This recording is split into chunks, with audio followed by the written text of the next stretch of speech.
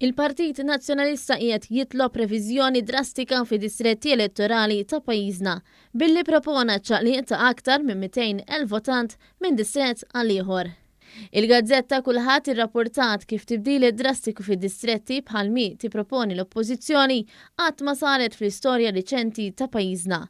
Fil-fatt l-istess gazzetta żvelat kif l-aħħar darba li ġara dan kien 50 sena ilu, fejn il-Partit Nazzjonalista propona bidla simili li waslet għal distak elettorali ta' inqas minn 20 vot. Il-gazzetta notat ukoll li f'dik l-elezzjoni kien hemm ukoll każijiet fejn deputati ġew eletti fil-Parlament minkejja li ma ġabux il-kwoti ta' voti meħtieġa.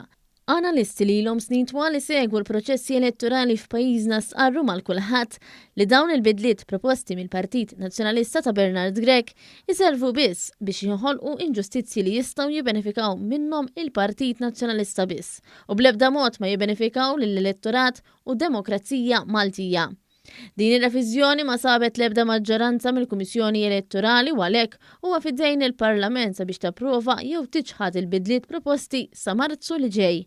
L-eks segretarju ġenerali tal-Partit Nazzjonalista Clyde Pooley tkellem favur it-tibdil fid-distretti elettorali, iżda naqas milli jirreferi għal dak li qiegħed jipproponi l-istess partit. Pooley qal kif dawn ir-riformi ma ġewx approvati mill-Kummissjoni Elettorali minħabba raġunijiet politiċi. Intant, l-istess kummissjoni notat żewġ każijiet preżenti fejn distretti għandhom aktar votanti minn numru allokat għalihom. Għalhekk b'responsabilità u trasparenza se tittieħed l-azzjoni neċessarja sabiex dawn id-diskrepanzi jiġu indirizzati.